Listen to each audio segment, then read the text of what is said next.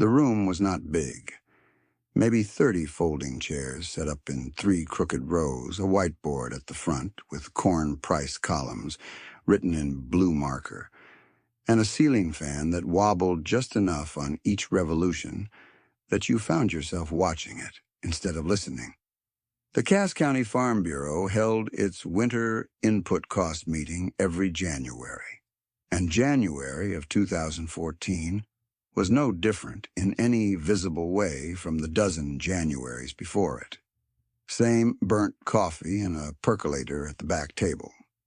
Same stack of laminated extension bulletins nobody took home.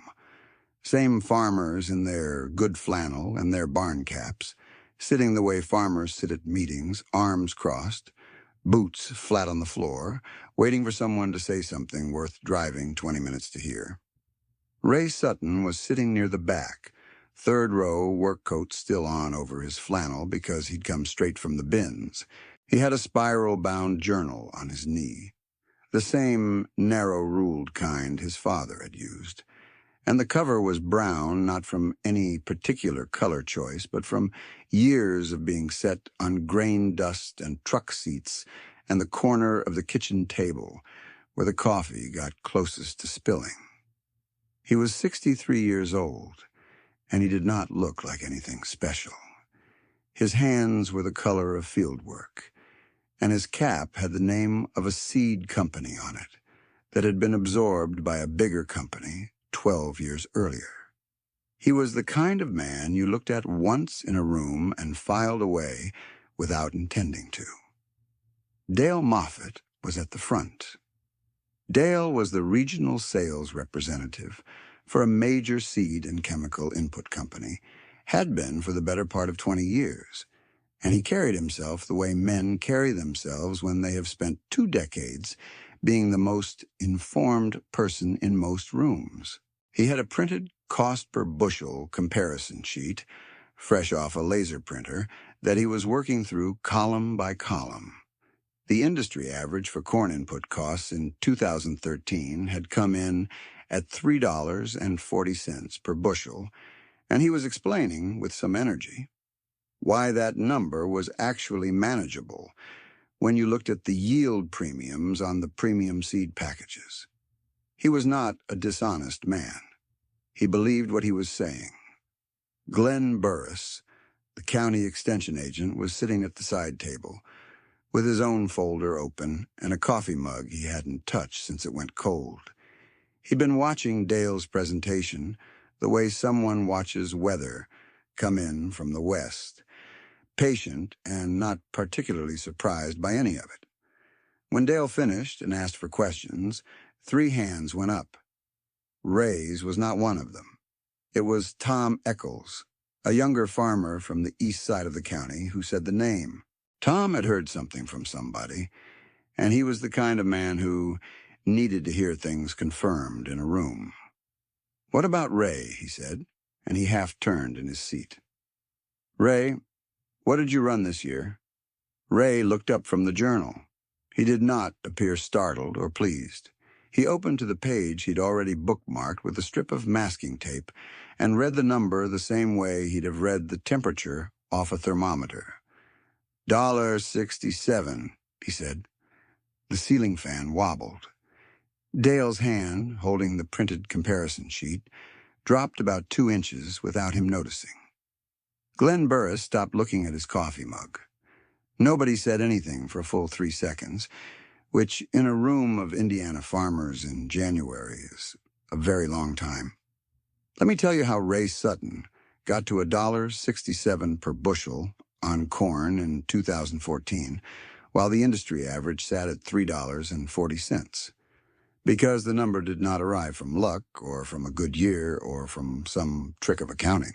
It arrived from a method that Ray had been refining quietly on 320 paid-off acres in Cass County since 1987, and from a set of decisions that a man named Dale Moffett had been telling him for 25 years were going to leave him behind. Ray's father, Harold Sutton, had died in the winter of 1987 with no debt and 320 acres of ground that had been in the family since 1941. Harold had never rented acres he couldn't walk. He had never bought inputs on credit. He had kept, in a succession of narrow-ruled spiral notebooks, going back to 1962, a running record of what it cost him to produce each bushel of corn and each bushel of soybeans on that ground. Not estimates, not averages from the extension bulletin, his actual numbers, by field, by year, with a column for seed costs, and a column for fertilizer, and a column for chemicals, and a column for fuel, and a column for repairs.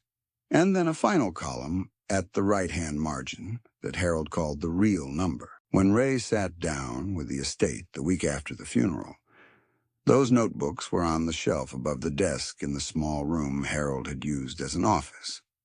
11 notebooks, 25 years of actual cost per bushel figures on those 320 acres. Ray read through all of them that winter, not because he had to, but because he understood, sitting in that room with the smell of his father's work still in it, that the notebooks were the inheritance. The acres were just where the inheritance got applied. Harold's real number in his last year of farming had been $1.12 per bushel on corn. That was 1986. Ray wrote that figure at the top of the first page of a new notebook and considered it for a long time. He kept the 320 acres. He did not rent more. He did not expand. He planted his first full season in 1988 using a rotation he'd worked out through the winter with his father's yield records as his guide, pulling down nitrogen credit from soybeans and red clover cover crops, reducing his synthetic nitrogen application by about a third from what the conventional recommendation was. His yields came in lower that first year than his neighbors. He wrote the number down anyway. That is when Dale Moffett first appeared at the kitchen table. It was the spring of 1989, and Dale had come out to talk about the full input package his company was offering that season. He was 34 years old, polished, and genuinely enthusiastic about the chemistry and the seed genetics, and he sat across from Ray at the kitchen table with a laminated brochure and a yellow legal pad, and went through the numbers in a way that was meant to be persuasive and mostly was. Pete, Ray's border collie, lay under Ray's chair the entire time and never moved. Ray listened to the whole presentation. Then he asked one question. "What's your yield guarantee on that seed package?" Dale explained that there was no formal yield guarantee, but that the performance data across 4 years showed consistent improvement over conventional hybrids in this soil type. "I'll stay with what I've got," Ray said. Dale capped his pen. He was not rude. He was the particular kind of confident that makes a man sound friendly when he is actually condescending. "Ray," he said, leaning back a little, "you're going to fall behind. The county's moving on without you." Ray poured Dale another cup of coffee and said he appreciated the time. After Dale's truck pulled back down the gravel lane, Ray opened his notebook and wrote down the cost per bushel of the input package Dale had just described. He worked the math against his current yield average and his current input cost, then against Dale's projected yield and Dale's projected input cost. He sat with the pencil above the page for a moment, then wrote one word in the margin, "No." Pete got up from under the chair and went to the door, and Ray let him out into the yard. The years between 1989 and 1991 moved the way all farming years move, which is to say they moved slow and hard and had good days in them that you couldn't predict, and bad ones you mostly could. Ray pulled his nitrogen costs down further, added a rye cover crop ahead of his corn rotation, and began what he would later describe to Glenn Burris as precision soil management, though at the time he just called it paying attention. He was not getting rich visibly. His combine was a 1978 model that he'd rebuilt the feeder house on twice. His truck had 180,000 miles on it, and a heater that worked on the passenger side better than the driver's side. When he drove into Logansport on Saturdays, he looked like what he was, which was a farmer who spent money on the farm before he spent it on himself. In February of 1991, Ray was at the co-op counter picking up a soil amendment order when Dale came in from a meeting at the back office. There were 6 or 7 farmers at the counter and in the adjacent aisle, enough that it constituted a small audience. Dale saw Ray, and the confidence that was Dale's natural expression got a fraction warmer, the way it does when a man spots someone who has refused his advice and not yet obviously suffered for it. "Ray Sutton," Dale said, loud enough to carry. "Still running that same rotation?" "Same one," Ray said. "You know Harlan put in 640 new acres last fall, running the full premium package on all of it." Dale said this the way a man announces a fact that is supposed to be a rebuke. "He's going to clear twice what you clear per acre, easy." Harlan Webb was standing 2 spots down the counter, and he smiled at the sound of his own name. Harlan was a good man, genuinely, and a hard worker, and he had just rented 640 additional acres from 2 retired landowners on the south side of the county.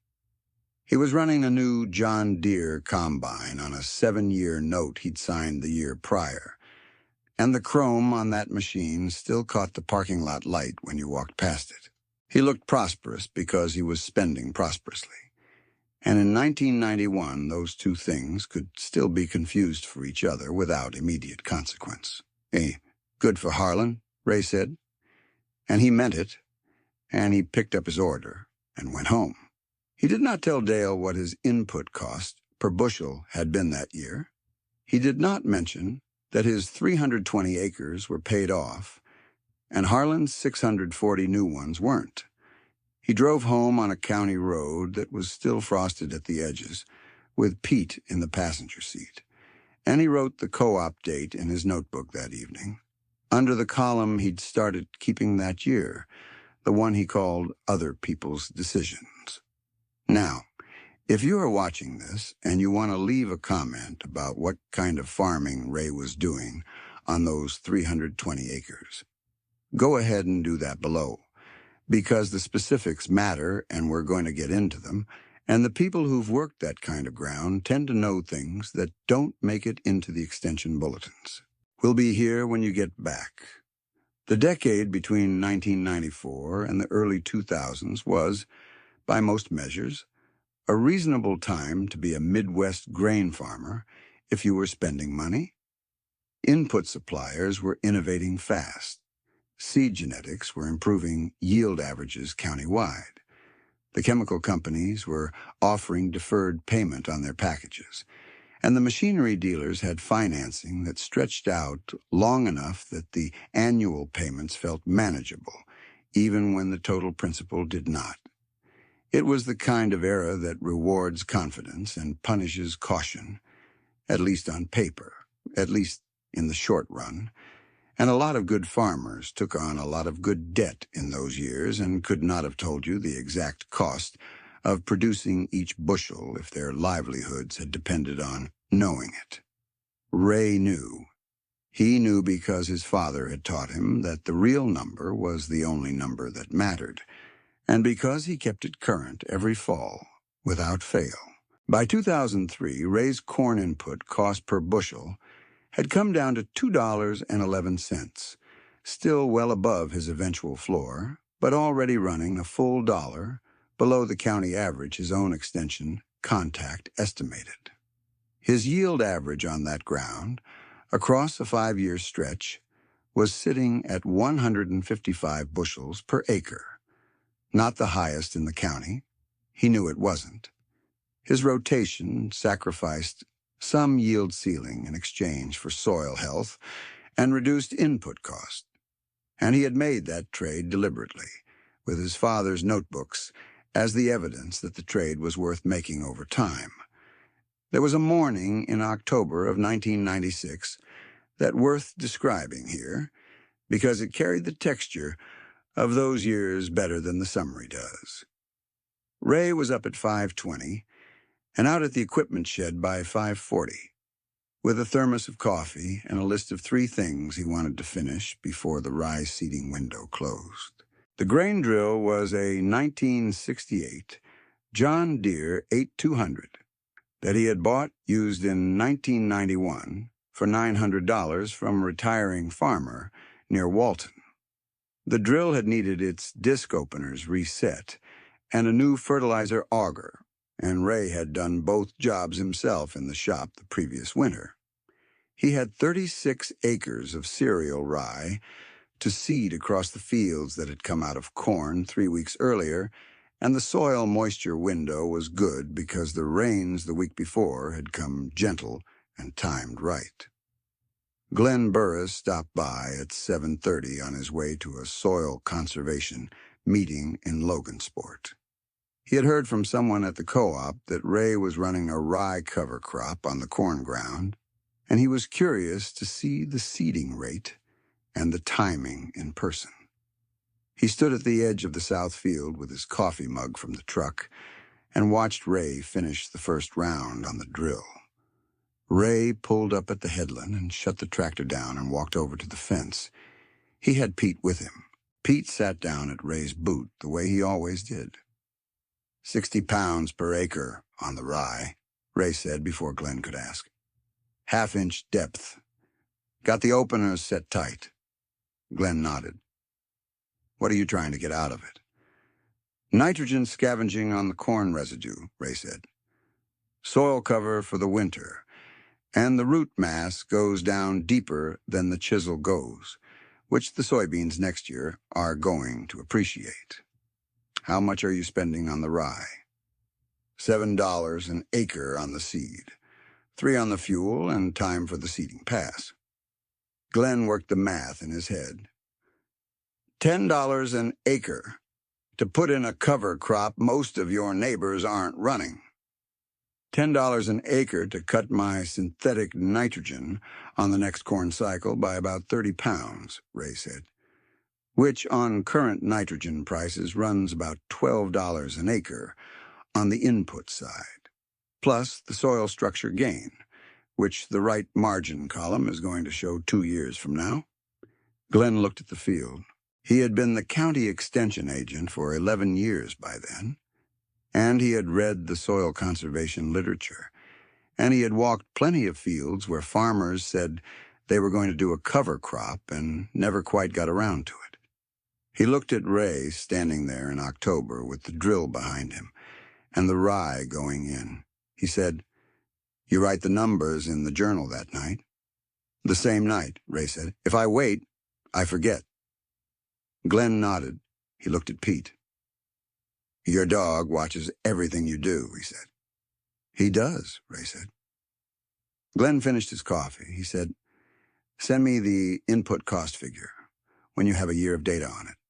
"I will," Ray said. Glenn drove on to his meeting.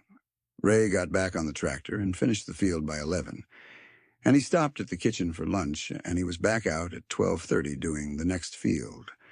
The seeding was done by dark. He wrote the cost figures in the notebook that evening at the kitchen table under the hanging lamp, the way his father had written things in the same chair 40 years before. He wrote those figures in his current notebook in the same column format Harold had used, and the entries from 2003 look nearly identical in structure to entries from 1974, except the numbers are different, and the handwriting is Ray's instead of Harold's. Harlan, in 2003, was running all 960 acres. His original 320 plus the 640 he'd rented, plus a new grain bin complex he'd financed in 2001. He'd signed on to the full premium seed and chemical package that Dale's company offered, which at that time included a pre-emergent herbicide, a foliar fungicide application at tassel, and a seed treatment that added roughly 68 cents per bushel to his input cost before he put a kernel in the ground. His combine note from 2003 was still running. A 7-year note he'd taken out to step up to a larger header. He was making payments. He was making yields. He looked from the county road like a man in command of his operation. Lena Sutton watched Harlan's new grain bin go up from the kitchen window that fall and said quietly what she'd been carrying for a while. "Do you ever wonder," she said, not quite looking at Ray, "if we're just too stubborn to see it?" Ray was at the table with his notebook. He looked up. "See what?" "Whether Harlan's right, whether we're leaving money on the table by not growing." Ray set the pencil down. He did not dismiss the question. He sat with it for a moment the way a man sits with something that has some weight to it. "Look at the right-hand column," he said finally, and he turned the notebook around so the lamp lit it toward her. Lena looked. She had looked at that column many times over the years. She looked at it again now, and the thing she felt, which was not quite relief and not quite certainty, but was somewhere close to both, was enough to hold her. She went back to what she'd been doing. Ray picked up the pencil. The county fair ag tent in August of 2008 was the last time Dale Moffett said it. The tent was set up at the east end of the Cass County Fairgrounds. 20 folding tables and a tarp overhead, and an input company banner across the back wall. Dale was working the room, which he was good at, and he found Ray near the end of the table where the seed catalogs were stacked. "Ray," Dale extended his hand and shook it with his usual energy. "Still doing it the old way?" "Still doing it," Ray said. Dale smiled, the smile of a man who has been patient with someone for a long time and finds the patience more amusing than anything else. "You know, one of these days, the arithmetic is going to catch up with you. You're competing against guys running 4,000 acres with genetics you don't have access to." Ray looked at him. "I'm not competing with anybody," he said. "I'm farming my ground." Dale laughed. Not meanly. He genuinely found this charming, and that was somehow worse than if he'd been mean about it. The input cost spikes that began in 2009 were not a secret, except in the sense that every piece of information is a secret until someone is forced to act on it. Nitrogen fertilizer prices climbed 14% in 2010 and another 9% in 2011. Seed premiums went up. Herbicide and fungicide costs per acre rose as the crop protection chemistry treadmill required more product to manage resistance that the chemistry itself had accelerated. By 2012, the industry average input cost for corn in Indiana had moved past $3 per bushel, and a farmer carrying that cost structure was entirely dependent on the price of corn staying high. In 2012, corn was $6.89 a bushel, and everyone felt fine. In 2013, it was $4.10. Let me tell you what $4.10 does to a farmer carrying $3.40 in input costs. After you account for cash rent on rented ground, equipment depreciation, and any debt service on finance machinery, your margin at $4.10 per bushel and $3.40 per bushel in inputs is not just thin. It is functionally gone. You are not farming for profit. You are farming to service debt, and the debt is winning. Harlan Webb had known somewhere underneath the confidence that his margins had been tightening. He had not known how tight until the grain elevator settled his 2013 accounts, and he sat down with his operating lender in November of that year.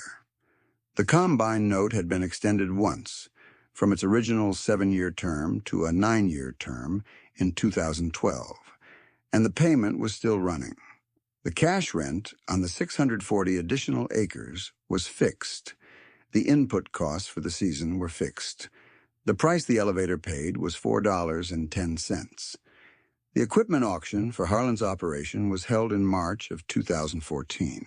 It was a gray morning, and the auctioneer's truck was parked in the field lane, and the combine sat on a flat piece of ground near the bin complex with a number paddle propped against the tire. Ray drove over. He did not go to bid on the combine. He went because Harlan was his neighbor and had been for 30 years. And he went the way you go to things that are hard, because leaving a man to stand there alone in them is worse. Harlan shook Ray's hand when he arrived and said he was fine, which was the kind of thing men say when they are not fine, and know that the person they're saying it to knows it too. "I should have kept better track of the real number," Harlan said. And then he looked away toward the combine, because there was not anything left to add to that. Ray stayed through the morning. He had his own business at the auction, one specific thing. There were 40 acres adjacent to his south field that had been part of the land Harlan rented, and the landowner, an older woman named Ruth Engel, who had retired to Indianapolis, had been thinking about selling since the lease ended. Ray called her in December. They agreed on a price based on the 2013 assessed value. The papers were signed in February.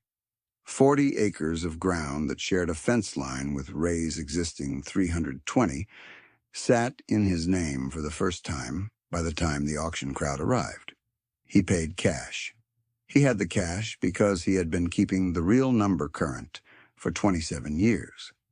Now let me tell you what happened in that co-op meeting room in January of 2014, because the room deserves more than a number read from a notebook. Glenn Burris had organized the winter input cost meeting specifically because 2013 had been a year that required honest arithmetic. He'd invited Dale to present the industry figures because Dale always came and because Dale's data was accurate even when his conclusions were optimistic. He'd also reached out in December to a handful of farmers he thought might have something worth sharing from their own records. Ray had said he'd come, which Glenn took to mean Ray would sit near the back and not say much unless directly asked. The laminated bulletins were stacked on the back table. The percolator was running. The ceiling fan was wobbling. Dale was at the whiteboard with his $3.40 per bushel industry average and his column of yield premium projections. When Tom Eccles said, "What about Ray?" And Ray opened to his bookmark page and said, $1.67. The room did what rooms do when a number arrives that doesn't fit the existing model. It went quiet in a particular way, not a polite quiet, but a recalculating quiet. The kind where you can almost hear people revising what they thought they understood. Glenn Burris leaned forward and set his coffee down. "Ray, can you walk us through how you get there?" Ray could. He did. He walked through the nitrogen credit from his legume rotation, which offset roughly $42 per acre in synthetic nitrogen cost. He walked through his cover crop program, which had built soil organic matter to a point where his herbicide application rate had dropped by a third from what he'd applied in 1990, not because he'd cut corners, but because his soil biology was doing work the chemistry used to have to do. He walked through his seed cost, which ran lower because he was using a combination of publicly developed varieties and one private hybrid he'd trialed for 3 years before he bought it. He talked about his yield, which was averaging 162 bushels per acre across the last 5 years on that ground. Not the highest in the county, he said. And he said it plainly without embarrassment, but enough that the margin math still worked, and worked well. His net margin per bushel in 2014, at the $4.10 corn price that had broken Harlan's operation, was $2.43. Glenn wrote the figures on the whiteboard in a column next to Dale's column. The visual was not intended as a rebuke. It was just accurate. And accuracy in a room full of farmers who had just lived through 2013 carried its own weight. Dale Moffat stood with his printed comparison sheet and looked at the whiteboard for a long moment. He was not a dishonest man. He had never been. He looked at the column next to his column, and he understood what he was seeing. He turned to Ray. The room was very still. "How long have you been tracking it that way?" he said. "Since 1987, Ray said. My father started the journal in 1962. Dale nodded once, slowly. He picked up his printed sheet and folded it once carefully and set it on the table behind him. He sat down in the front row.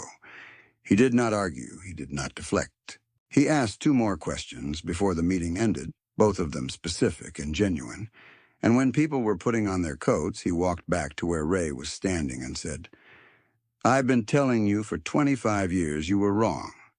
I owe you an apology for that." Ray looked at him. "You were telling me what the numbers showed on your end," he said. "I was working from different numbers." They shook hands. Dale left first. Glenn Burris asked if he could borrow the journal for a week. He wanted to write something up for the district extension newsletter. Ray handed it over without ceremony. Curtis Sutton had been at the meeting. He had come because Glenn had called him directly and said his father was going to share some figures and Curtis should hear them in person. Curtis was 38 years old and had been farming a rented place on the east side of the county since his late 20s, running a conventional input program because that was what made sense with rented ground and no capital reserve and a young family to feed. He had watched his father keep those notebooks his whole life and had always respected the practice without fully believing the conclusion it was building toward. He sat in the second row that January morning and listened to his father read $1.67 from a page in a spiral notebook and watched a room full of farmers go quiet. After, in the parking lot, with the cold coming off the field to the west, and both of them standing beside Ray's truck, Curtis said, "Dad, I didn't fully understand what you were doing." Ray looked at his son. The truck needed a new tailgate latch and had needed one for 2 years, and Ray had been meaning to get to it. He looked at his son standing there in the January cold and thought about Harold's journals and about the morning he'd sat in the small office and understood what the real inheritance was. "You want to understand it now?" he said. Curtis said he did.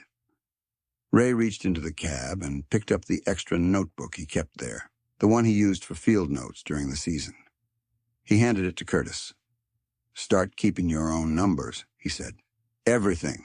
Don't estimate." In the spring of 2016, Ray drew up a no-interest land note on 80 of his 320 acres, with a 15-year term and a monthly payment sized to what Curtis could carry without stress. No interest, no bank, no origination fee. The deed would transfer when the note was paid.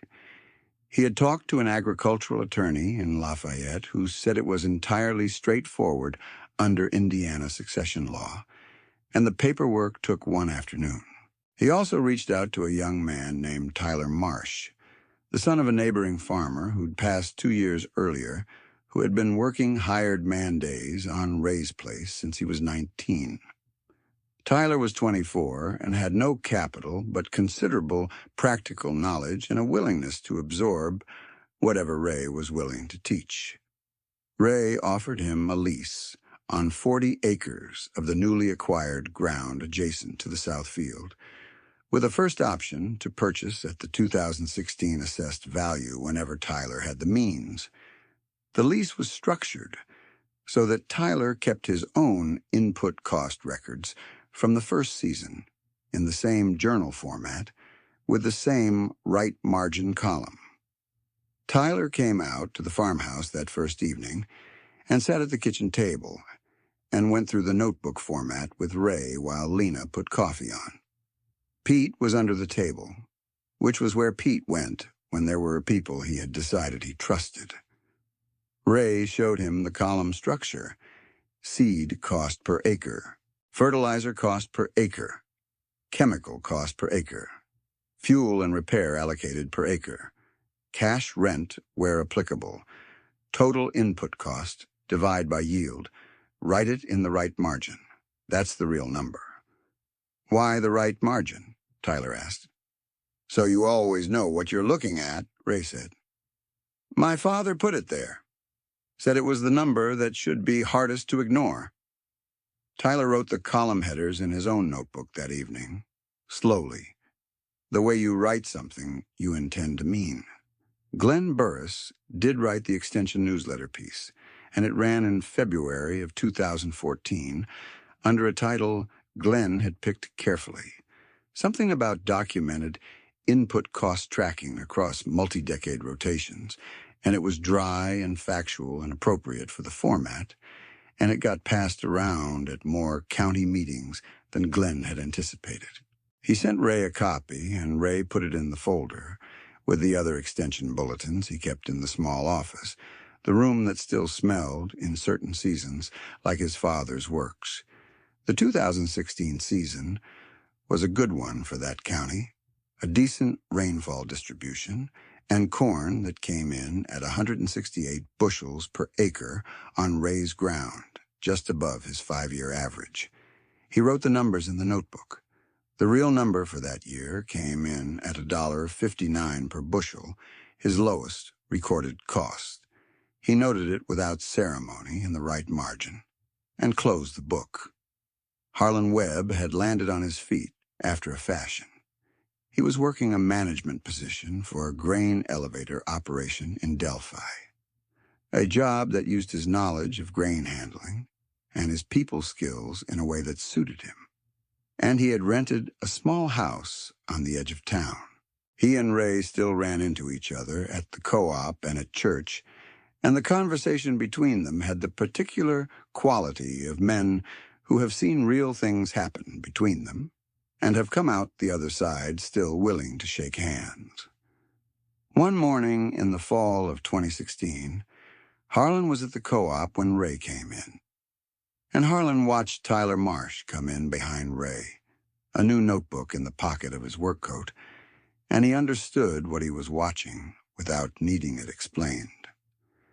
You giving that kid the whole course? Harlan said. Starting with the columns, Ray said. Harlan nodded. He looked at the notebook in Tyler's pocket.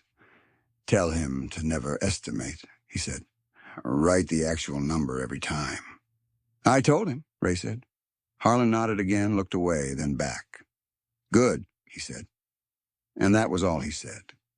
And it was enough. The farmhouse at the end of Ray's gravel lane was the same house Harold had farmed from, with the same kitchen table and the same hanging lamp above it, and the same small office where 11 original journals sat on the shelf above the desk. The desk had a new notebook on it each year, same narrow-ruled kind, same format, same right margin column. The farm itself was 360 acres now, the original 320, plus the 40 Ray had bought at auction value after Harlan's operation wound down, and all 360 were owned free and clear. Curtis was making his monthly payments on the 80-acre note on time without fail. He had his own notebook going on 2 years now, and his first full-year real number had come in at $2.03 per bushel, which was not Ray's number, but was a start, and Ray had said so. By the fall of 2016, Ray was 65. He was thinking, without urgency, about what came after. Not about leaving, because the work still held him, but about what gets transmitted and what gets lost, and whether the transmission was happening correctly. He watched Tyler in the field with a soil probe doing the kind of attentive ground reading that can't be learned from a brochure and can only barely be taught from a notebook, and he thought the transmission was probably happening the way his father had transmitted it. Not by lecture, but by watching the right man write the real number in the right margin and mean it. Pete was getting slower that fall. He was 11 years old, which is enough years for a border collie, and his hips had stiffened over the summer. He still came to the truck every morning and would have ridden along every day if Ray had let him. But some mornings Ray made him stay, and Pete would go to the porch step and lie down in the low morning sun and wait there until he heard the truck come back down the lane. Lena had the coffee on by the time Ray came in from the early walk most mornings, and they sat at the kitchen table with their cups and the previous day's notebook entry open between them. Not always talking about the numbers, but with the numbers there the way furniture is there because it belongs. One morning she asked him what he thought Harold would have said about the co-op meeting in 2014. About the room going quiet when Ray read the $1.67. Ray thought about it.